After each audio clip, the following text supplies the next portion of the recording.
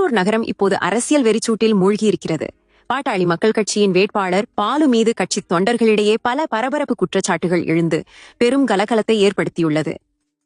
பாலு பாமகவின் செய்தி தொடர்பாளர், சமூக நீதி பேரவையின் தலைவர் மற்றும் வழக்கறிஞர் என்ற அடையாளத்தால் முன்வந்தார். ஆனால் அதே நேரத்தில் ஜாதி சீர்திருத்தம் இல்லாமல் ஜாதி அரசியலை முன்னெடுத்து வருகிறார் என கட்சிக்குள்ளேயே எதிர்ப்புகள் எழுந்துள்ளன. அவர் வன்னியர் சமூகத்துக்கு தெளிவான ஆதரவு தெரிவித்ததாகவும் அதே நேரத்தில் ஆதிதிராவிடர் சமூகத்தை மறைமுகமாக விமர்சித்ததாகவும் பல மேடைகளில் பேசியிருப்பதாக தகவல்கள் பரவும் நிலையுள்ளது.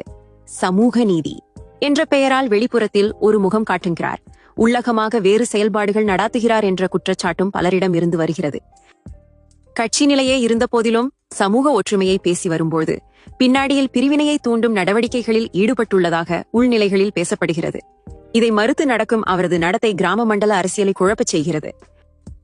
மேலும் திருப்போரூரில் அவர் போட்டியிடுவது தனி புலம் அமைக்கும் சமரசம் அல்ல. அதிமுக சார்ந்த உள்ளூர் தலைவர்கள் குமரவேல் மற்றும் ராகவன் ஆகியோரின் ஆதரவை கனப்படுத்தியே அவர் களம் இறங்கியதாக அரசியல் வட்டாரங்களில் விமர்சனம் எழுந்துள்ளது. சமீபத்திய உள்ளாட்சி தேர்தல்களில் 50க்கும் மேற்பட்ட ஊராட்சிகளில் திமுக ஆதிக்கம் இருந்தது என்பது இங்கு வாக்களித்தல் மாறுபட்டிருக்கும் எண்ணிக்கையை காட்டுகிறது. இதனால் பொதுமக்களின் மனநிலையும் வாக்கு வாய்ப்பும் எந்த திசையில் செல்லப்போகிறது என்பதே முக்கிய அரசியல் கேள்வி. இந்நிலையில் பல அதிர்ச்சிகரமான தகவல்கள் இன்னும் வெளியாகவிருக்கலாம் என்ற தகவலும் நமக்கு கிடைக்கிறது. திருப்போரூர் அரசியல் களம் நோக்கி வரும் நாட்களில் மேலும் சூடு பிடிக்கும் என்பது தெளிவாக தெரிகிறது.